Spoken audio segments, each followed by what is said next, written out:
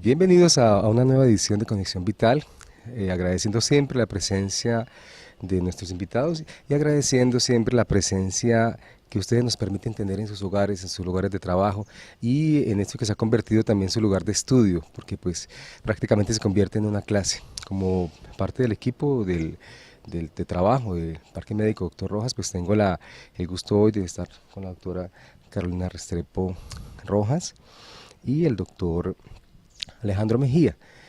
Vamos a tratar un tema que es del día a día, un tema que necesariamente está afectando a muchas mujeres porque tiene que ver con el desarrollo de su aparato genital y también de sus ciclos hormonales. Entonces es un tema que seguramente va a despertar el interés de muchas personas que están allí padeciendo de irregularidades o teniendo muchas preguntas acerca de si lo que está ocurriendo es algo fisiológico, o sea, normal, algo sano, o es algo que se ha salido de lo fisiológico y entra en el mundo de la enfermedad y el desequilibrio.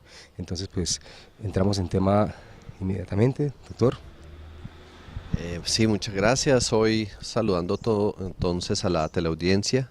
Estamos acá para presentar unos casos clínicos muy importantes, hacer unos análisis de cuándo esas pacientes nos consultan por problemas de sangrado, por problemas de atrasos, cuando se pierde esa ciclicidad en el proceso menstrual. Estamos hoy entonces acá para compartir con mis colegas y para mostrar estos casos clínicos y para evaluarlos y para mirar por qué hacerse un examen importante que logre recoger todas esas causas como es el paquete ginecológico que ya hablaremos de él.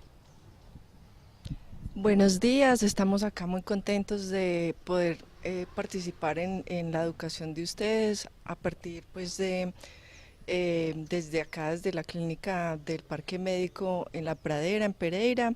Estamos acá hoy pues con el ginecólogo, el doctor Mejía, que nos va a hablar de la hemorragia disfuncional uterina. La hemorragia disfuncional uterina es usualmente se define como un sangrado anormal en la mujer que puede ir desde los 32 a los 50, 60 años, que se presenta por alteraciones en el endometrio y puede manifestarse con unos periodos, por ejemplo, menstruales mayores, que se puede presentar 7 días y que puede usualmente manifestarse por más de 80 mililitros o más o menos de 30 a 80 mililitros de sangrado o el uso de muchas, como decir, Toallas. toallas higiénicas al día. Entonces, digamos, hoy acá, pues el doctor nos va a hablar bien cómo se presenta pues esta enfermedad, cuáles son las causas más frecuentes. Sí, realmente el sangrado uterino es una causa supremamente frecuente y muchas veces lo peor es que el paciente a veces ni consulta. A veces desde el punto de vista del acto médico, de la consulta, hay que evaluar esa parte porque uno le pregunta, señora, ¿cómo está, cómo están tus menstruaciones? Y no, no, muy bien, muy bien. Bueno, pero después de la menstruación queda manchado. Ah, sí, a veces me queda manchado 3 o 4 días. Entonces ya toca comenzar a mirar de que de pronto esa menstruación no está tan normal. En otros casos, uno pregunta, ¿tienes residuo después de la menstruación? ¿Hay pequeños coágulos durante la menstruación? Se está acompañando de cólico y ese cólico ha ido incrementando. Entonces las pacientes van recordando de que sí se está acompañando de esos síntomas, que sí hay residuos, que sí hay membranas, que sí hay un residuo parecido al cuncho de café. Algunas dicen, no, son los coágulos, son grandes, el cólico es mucho. Entonces, y de entrada estaban diciendo que era normal. Entonces hay que, digamos, ahondar más en esa situación de la sintomatología de la paciente. No, y me gusta mucho que toque el tema porque es que muchas veces la paciente no refiere ningún síntoma porque lo considera normal, pero, pues, me pongo allí en primer plano, muchas veces no preguntamos esto, ¿no? Digamos de rutina en la entrevista a la mujer, porque pues viene con su problema, cualquier otro tipo de dificultad, y fácilmente se nos pasa. Fácilmente se nos pasa preguntar sobre, bueno, ¿qué preguntamos? ¿Cuándo fue su primera menstruación? Lo que se llama menarca, ¿verdad?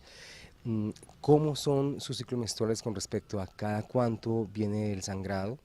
cuántos días tiene de sangrado, con qué método anticonceptivo está planificando, y esto pues nos da como unas pautas generales cuando se sale de esto de lo normal. Yo quiero como explicarles un poco, la doctora hablaba de la palabra endometrio.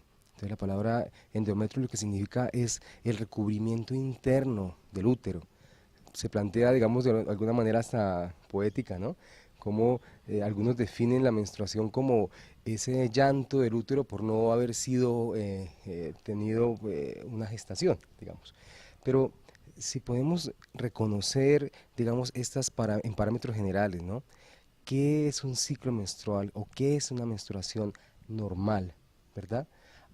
¿Cuáles son los límites? Recordando que somos, o sea, seres vivos y en esto hay unos límites de normalidad que se han establecido.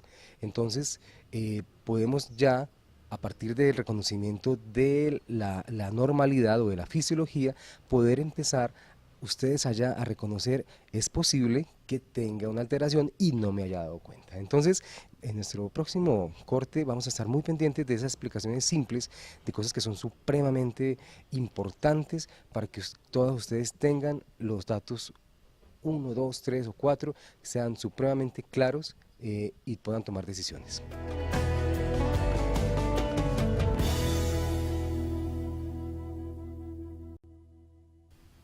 Bueno, ahora el doctor Mejía nos va a hablar de cómo son los ciclos menstruales. Sabemos que algunas mujeres presentan ciclos de 21 días, otros pues de 28 o algunas de 31 días. Pues acá queríamos preguntarle, por ejemplo, qué es una menorrea, digamos, cómo se diría si la paciente presenta, digamos, cambios en estos ciclos y cómo es la fisiopatología de estos ciclos. Sí, doctora Carolina, es importante a los pacientes explicarles cómo es el funcionamiento normal en palabras muy sencillas. Ahora lo estábamos intentando decir. Entonces el endometrio es como una capa que recubre internamente la matriz o el útero. Muchas mujeres lo refieren como la matriz. La misma matriz es el útero. Es una... Da para confusión, ¿no? Da para confusión, sí, a veces no lo definen. El útero, el tamaño normal es como una pera, el tamaño de una pera mediana, porque hay peras muy grandes. Y en su parte interna es cóncavo, o sea, tiene un vacío, y ese vacío internamente lo vamos a observar en las cámaras de histeroscopia, en las imágenes. Tiene un recubrimiento, que es una membrana, yo lo llamo como un sellante. Y esa parte interna, digamos que está llena de unos poros, y esos poros sangran porque hay unas pequeñas venitas. Entonces él sangra. Si no está ese sellante, que es el endometrio, entonces digamos que es al final del ciclo menstrual, ese endometrio se descama y entonces esos poros quedan abiertos y comienzan a sangrar. Y así se produce la menstruación. Pero para que la menstruación sea normal, ese sellante se tiene que descamar totalmente. Si se descama por partes, unas partes sí, otras partes no, entonces va a sangrar por unas partes y por otras no, entonces el sangrado se puede alargar, lo que decía la doctora Carolina, que el sangrado puede durar promedio 5 días, lo que esperamos es de 3 a 5 días, si sangra 7 es anormal, si sangra un día es anormal. Si el sangrado es mucho, si la paciente está utilizando más de 5 toallas en el día, y esas toallas quedan empapadas, pues es un sangrado que ya está pasando al proceso anormal. Y lo que decía el doctor ahora, que a veces no, la consulta general, digamos, va dirigida más a la diabetes, va dirigida más al dolor articular, entonces no se logra profundizar. Le piden unos exámenes de rutina porque le están evaluando la diabetes y resulta que le salió la hemoglobina baja, que es muy frecuente. O salió normal. O sale normal, pero cuando sale baja, y comienzan a buscar las causas de pérdida o porque no tiene un hierro suficiente o porque hay una anemia ferropénica, cuando realmente la causa está por allá. Hay que hacer un examen, hay que hacer una ecografía, hay que mirar por dónde está sangrando la paciente, dónde son las pérdidas, y muchas veces encontramos miomas y miomas sangrantes, y ya me metí en el tema de la patología, pero bueno, de esto se trata. Con respecto a eso, miren, muchas veces, ayer me decía una paciente, háganme unos exámenes porque los exámenes van a mostrarme todo, me van a decir absolutamente todo. Yo le decía, no, realmente no es cierto. Ojalá tuviésemos exámenes que mostraran todo, como esas pruebas de oro, ¿no? Esas que nos dan la capacidad de tomar decisiones. Sí existen en medicina, claro que sí, pero no son tan frecuentes. Yo quiero tocar el tema que acaba de hablar del doctor. El doctor con respecto a un sangrado. Miren, si ustedes tienen un sangrado que sea mayor en cantidad, mayor en tiempo, pero digamos que se va compensando, ¿qué pasa con el cuerpo de la mujer? La mujer no entra en anemia. ¿Sí? No hay un examen que muestre, usted tiene una hemoglobina baja, tiene un hematocrito bajo, una ferritina, una transferrina, u otros elementos que, digamos, de entrada nos muestren una anemia, ni siquiera la parte clínica, el cansancio, las palpitaciones, la palidez, el mal genio. Pero ¿qué está pasando con esa mujer hoy y qué va a pasar dentro de X cantidad de años, donde está desgastando, ¿sí?, sus sistemas tratando de compensar esa pérdida?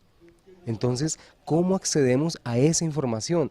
Pues con las simples preguntas que nos decía el doctor. ¿Cuántos son, digamos, cómo son las características de su sangrado? Entonces, ante eso, uno puede establecer un patrón de prevención para no esperar a que un examen sea alterado, porque realmente el examen en muchos casos es tardío, ¿sí? Entonces, cuando aparece una anemia, en este caso, muchas veces no es la primera manifestación, sino que viene presentándose un desequilibrio de no sé cuántos años atrás, porque no podríamos determinarlo. Entonces, miren que en cosas que son simples, pero realmente parecen simples, pero realmente son muy importantes, encontramos una información que nos va a ayudar y nos va a guiar con la paciente.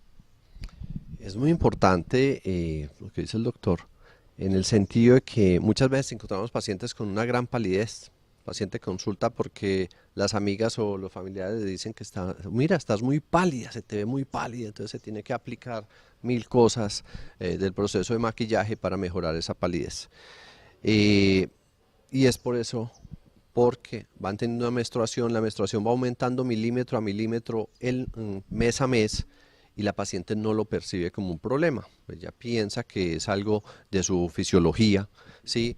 Y comienzan entonces a aparecer estos signos de palidez y las hemoglobinas limítrofes o realmente bajas, y nadie obviamente ha evaluado hasta allá mirar cómo está el hierro sérico y esta parte. Entonces, fundamental no solamente para las mujeres, sino para los mismos médicos, que tenemos que mirar la palidez, tenemos que ir más allá de esos signos de anemia, y siempre pensar que es la causa más sencilla, no pensar que es una causa de esas complejas de las anemias, sino que es una causa sencilla que solamente es de pérdida, y con evaluarla a través de una ecografía transvaginal y un examen ginecológico completo con colposcopia podemos definir unas causas importantes. Bueno, doctor, entonces, antes de pasar allá a los casos clínicos, porque la doctora tiene una valoración importante, quiero que ustedes apunten, que tengan de verdad con su lista, digan, esto es normal, ¿no? Entonces, vamos a tocar esos pequeños datos, o esos datos importantes, pero pequeños. ¿Cuántos días dura una menstruación normal? De 3 a 5 días debe ser. ¿Cuánto sería la pérdida en promedio en cantidad, pero cómo se podría verificar, digamos, a un nivel sencillo en el día a día? Digamos, debe utilizar unas toallas higiénicas, 3, 4 toallas, ya 5 puede ser que está aumentando, y que queden totalmente impregnadas. Deben de quedar medianamente impregnadas. Y tercero, ¿cuánto es menstruaciones? Porque es cada mes, realmente es cíclico, pero no es cada mes, como decía la doctora. Entonces, ¿cuáles son el límite inferior y el límite superior, y cuál será el promedio de días para que se salga esto de la normalidad? Exacto, un ciclo completo son 28 días. Si le quitamos unos 4 días de menstruación, estamos hablando de 24 días en los que no debe haber sangrado. Entonces, pues con esto ya tenemos unos 3 elementos claves. Pasamos a nuestro siguiente bloque, estar muy atentas, muy atentos, porque vamos a revisar unos casos clínicos. Quédense con nosotros.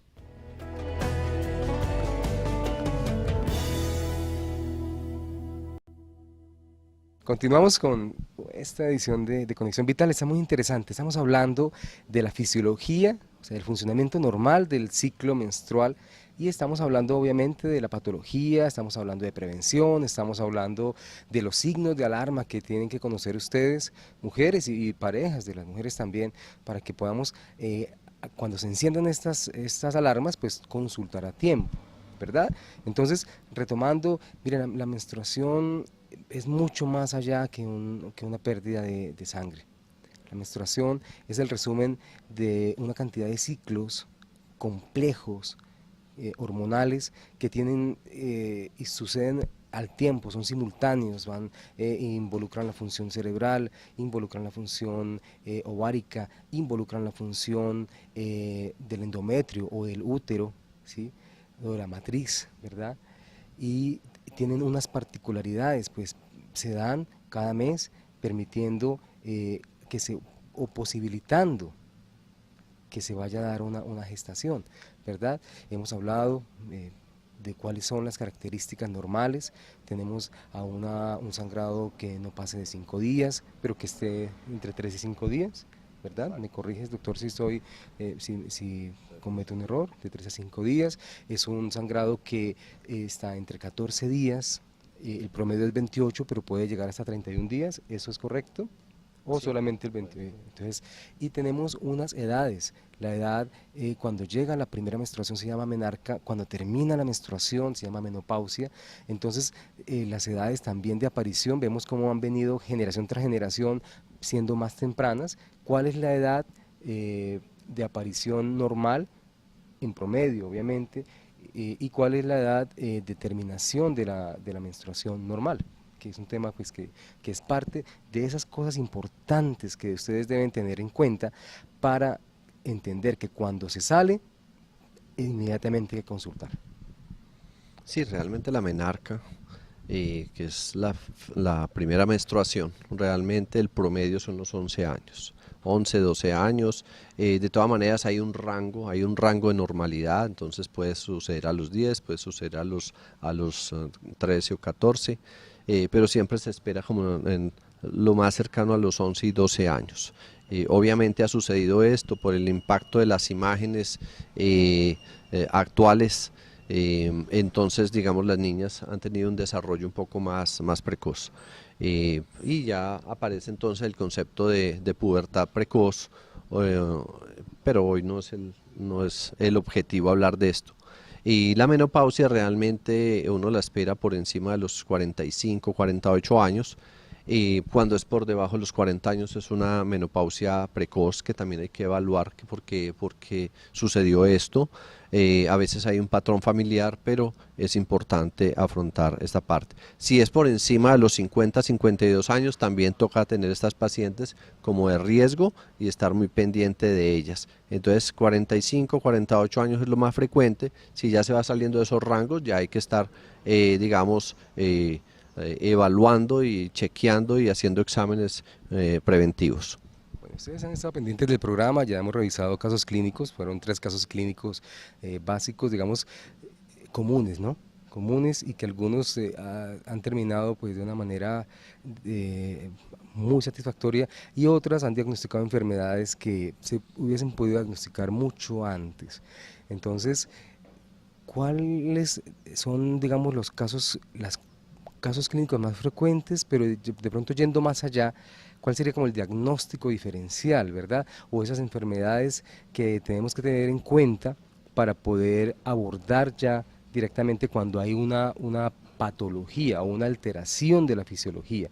Entonces, pues obviamente en medicina siempre hay un bloque inmenso de enfermedades comunes, que es lo básico, que es, digamos, lo primero que tenemos que pensar, y hay como una especie de pirámide en la que se van haciendo cada vez diagnósticos más y más complejos y más difíciles, pero afortunadamente también menos frecuentes. Entonces, digamos, en esas cosas grandes, en esos grandes diagnósticos, ¿cuáles son los que nos ayudan siempre, o los que no podemos dejar de tocar, o de aprender, o de visualizar, o de estar siempre en la pesquisa? Sí, realmente es una pregunta muy interesante y lo que nos hace el doctor, hay que evaluar siempre sobre el grupo etario, es muy importante la parte del grupo etario, digamos las niñas entre los 15 y los 25 años podríamos organizar un grupo ahí es mucho la parte de disfunción, especialmente en las que son más adolescentes, entonces digamos que ahí lo que son las biopsias, ese tipo de cosas casi nunca aplican, a veces la ecografía nos sirve bastante y obviamente tenemos que tener una citología y una colposcopia de base. Ahí podemos encontrar más que todo la parte de los sangrados funcionales, o sea que tienen que ver con algún pequeño trastorno hormonal, problemas de prolactina, de pronto se pueden llegar a presentar problemas de tiroides ya de pronto en el grupo de las de 20 en adelante. Entonces vemos como los sangrados tocan toda la medicina, ¿cierto? Ya estamos hablando de tiroides, ya estamos hablando de una hormona que se produce en la hipófisis, que es la prolactina. Todo esto son causas de fallas de ovulación. Siempre tenemos que estar evaluando la parte del peso, siempre la paciente tenemos que evaluar. Las pacientes con sobrepeso tienen problemas de ovulación, van a tener problemas de sangrado, y las pacientes que bajan mucho el peso, que bajan mucho la grasa corporal, frenan el ciclo, las pacientes con anorexia o las pacientes que quieren participar en reinados y comienzan a tener una deprivación muy importante en la parte de dieta, en la parte calórica, bajan mucho la grasa corporal y vienen los problemas de trastornos de ciclo menstrual, especialmente de atrasos. Y lo mismo ocurre con las pacientes de alta competencia que participan, que a veces utilizan hormonas para fortalecer su parte muscular, también tienen trastornos del ciclo muy importantes. Entonces, ya ahorita podemos pasar entonces al otro grupo de pacientes, que son las de 35, 45 años. En estas pacientes podemos tener más problemas a nivel de cuello uterino, cáncer o precáncer en el cuello uterino, pólipos en el cuello uterino. Ya en el endometrio podemos tener hiperplasias, engrosamientos y miomas, digamos, es lo más frecuente. Y en edades mayores, digamos, ¿cuál es la patología más frecuente en mujeres mayores? Digamos, en las pacientes de la posmenopausia, esos sangrados que se presentan después de la menopausia, a veces hay un sangrado pequeño que es muy frecuente, que es por atrofia o colpitis atrófica, que es por el bajón de las hormonas. Hay un adelgazamiento, hay una debilidad en esos tejidos de la vagina y del cuello, y hay pequeños sangrados, pero nunca son sangrados así importantes. Pero en estas pacientes es fundamental descartar el cáncer a nivel de cuello uterino y a nivel de endometrio. Ahí los miomas y esto casi no tienen problema, aquí no, las disfunciones hormonales no hay porque las hormonas están tremendamente bajas, a no ser de que la paciente esté recibiendo terapia hormonal, puede tener algunos sangrados. Y algunas pacientes que están en tratamientos o post-tratamientos del cáncer de seno, que reciben algunos medicamentos que tienen actividad en el endometrio, pueden tener sangrados. Bueno, si algo me llama la atención es saber que en este tema también se pueden adquirir alteraciones hormonales por una inadecuada alimentación, por un exceso de alimentación, por una falta de alimentación o por un exceso de actividad física. Hay un tema que es fundamental en este proceso, digamos, en cierto grupo de edades, es el síndrome de ovario poliquístico, y vamos a estar tocándolo más en detalle, así claro y así conciso, para que ustedes puedan tener unas bases y unas alarmas que nos puedan indicar cuándo pueden estar ustedes cursando con un síndrome de ovario poliquístico o SOP.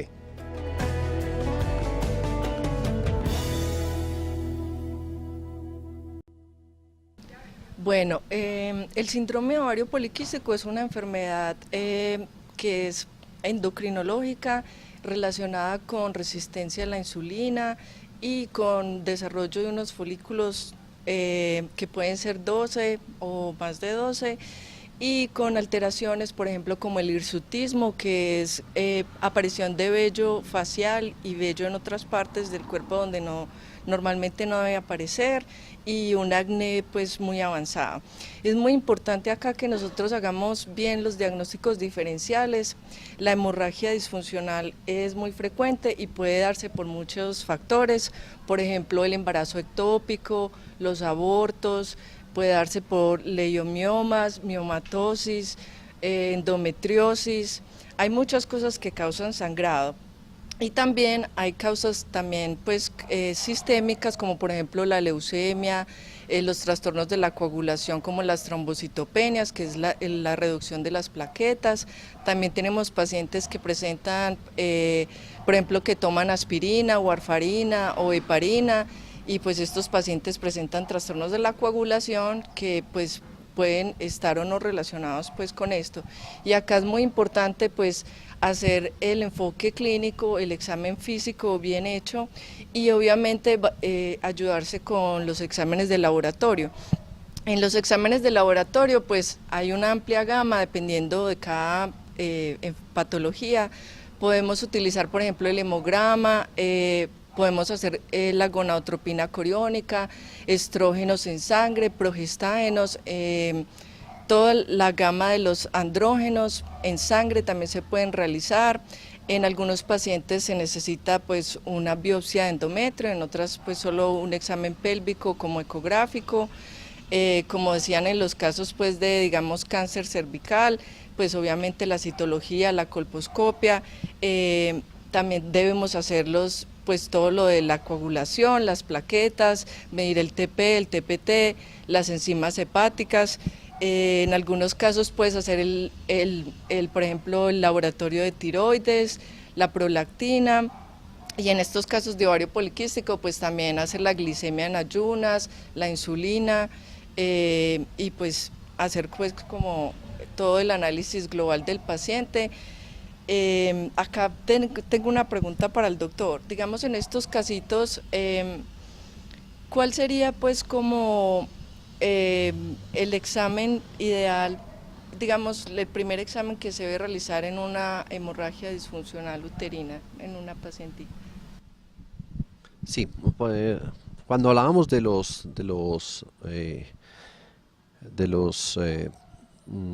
primero hay que hacer una historia clínica pues detallada para definir dentro de qué grupo etario está la paciente.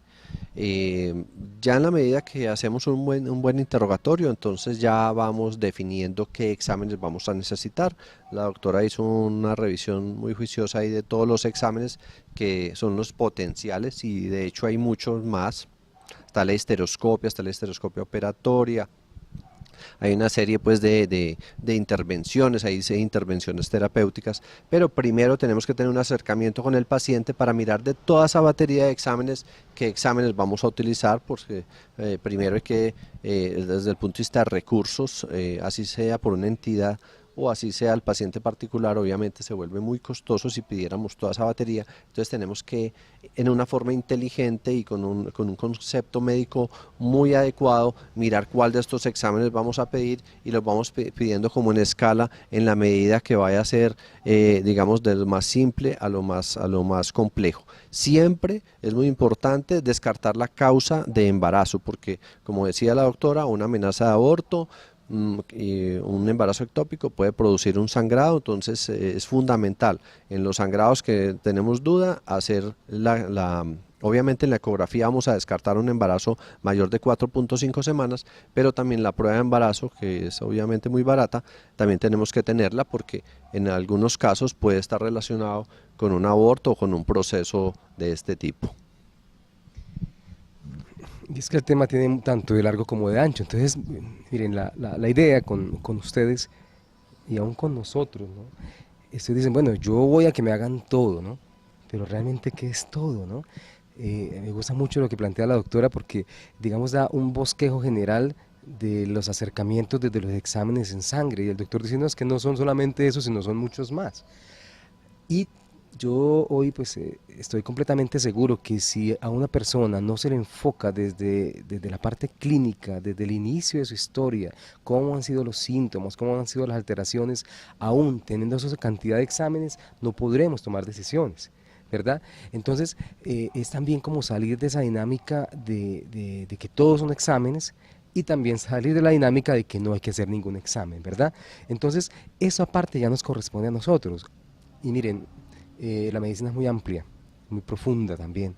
Entonces, cada uno tiene un nivel de visualización y ese nivel también depende de nuestra experiencia y de nuestro nivel de formación, porque no va a ser lo mismo una formación general, global, que una formación especializada. Y aún dentro de la formación especializada en cada campo también vienen la aparición de subespecialidades. O sea, ¿qué quiere decir? Que un especialista se especializó en un tema específico y profundizó más en ese tema, ¿sí? Los grandes peligros de esto es perder la visión general, y el gran peligro que tiene la visión general es no profundizar. Entonces, si podemos llegar a tener un equilibrio entre esa profundización y esa visión general, va a ser siempre en beneficio de ustedes, va a ser siempre con la colaboración de ustedes y sobre todo, ¿qué necesitamos nosotros, digamos, como médicos? Una información clara, una información precisa, una información en la que la persona entienda que hay un desequilibrio, lo sienta, lo perciba, esto no es normal, pero ¿cómo sabemos que hay un desequilibrio en cualquier área, en cualquier sistema? Pues conociendo la fisiología, y eso es lo bonito de la medicina y es lo bonito de la educación. Entonces, al conocer la fisiología, podemos reconocer la alteración. Ahora, entendiendo que aún con todo pueden haber casos que sean normales en los límites, ¿verdad? Dentro de eso que hablas, que mencionas, que es supremamente importante, hay una patología muy frecuente que la mencionaba la doctora Carolina, es el ovario poliquístico. Es supremamente frecuente y digamos que pienso que porque la mujer joven está entrando a un sistema de vida un poco complejo, digamos, ingresa a su trabajo de oficina, los niveles de estrés son muy altos, el ovario no está en ese proceso de la gestación, entonces estamos viendo mucho ovario poliquístico, las grandes ingestas calóricas, los grandes consumos de leche por estos factores de crecimiento de la leche, estamos viendo mucho ovario poliquístico, lo detectamos en la parte de la clínica, vemos las irregularidades y bueno, llamamos la atención, invitamos a nuestras pacientes para que se hagan los exámenes preventivos, para que acudan y pidan sus citas para estos exámenes que tienen la videocolposcopia, la citología, la ecografía transvaginal, una visión muy integral de su sistema genital. Muchas gracias a todos ustedes. Continuamos y vamos a redondear en el último corte, porque miren, eso es una especialidad, ¿verdad?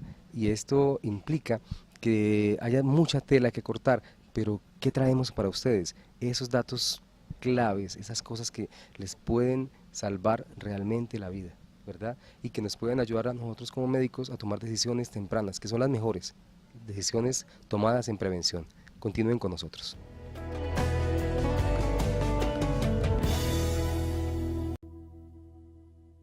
Bueno, vamos a hablar desde la clínica, desde la experiencia de una paciente, digamos 39 años, 40 años, que llega y tiene un problema de sobrepeso que ya está entrando a unos niveles de obesidad. Y ella pues ha tenido mareos y ha tenido unos problemas, digamos, de pérdida de su energía vital o de su vitalidad a ciertas horas del día. Pero también se encuentra en la entrevista que la menstruación ha cambiado el patrón, ¿sí? Entonces a veces sangra más, a veces sangra menos, pero también ha tenido, digamos, unas épocas en las que no sangra, ¿no? O que simplemente pasan mucho tiempo y no viene el sangrado. ¿Cómo enfocamos a esa paciente? ¿Sí? Entonces tenemos varios diagnósticos que ya se están haciendo, digamos uno primero, esta obesidad tiene un factor importante allí, pero ¿cuál sería el enfoque desde la visión ginecológica, ¿no? Sí, realmente mirar esa parte del fenotipo de la paciente, mirar esa parte de esa dieta, el fenotipo es como la forma que ya la estamos describiendo con sobrepeso y especialmente si ese sobrepeso es supraumbilical, o sea, es por encima del ombligo, digamos que es más de la parte superior del tronco, los brazos y si vemos si de pronto tiene un poquito más de, digamos, ese cojín que se va formando detrás de la nuca y si miramos con más detalle ese cojín está pigmentado y debajo de las axilas hay mayor pigmentación, entonces son puros hallazgos muy interesantes desde el punto de vista de la parte clínica, lo que decía la doctora, se va formando de pronto esa carita de luna, esa papadita y vemos un incremento sutil, no tiene que ser una barba, un incremento sutil de la vellosidad y uno que otro, digamos, actividad del acné, entonces ya comenzamos a pensar, comenzamos a pensar de que esa paciente tiene un problema a nivel de los ovarios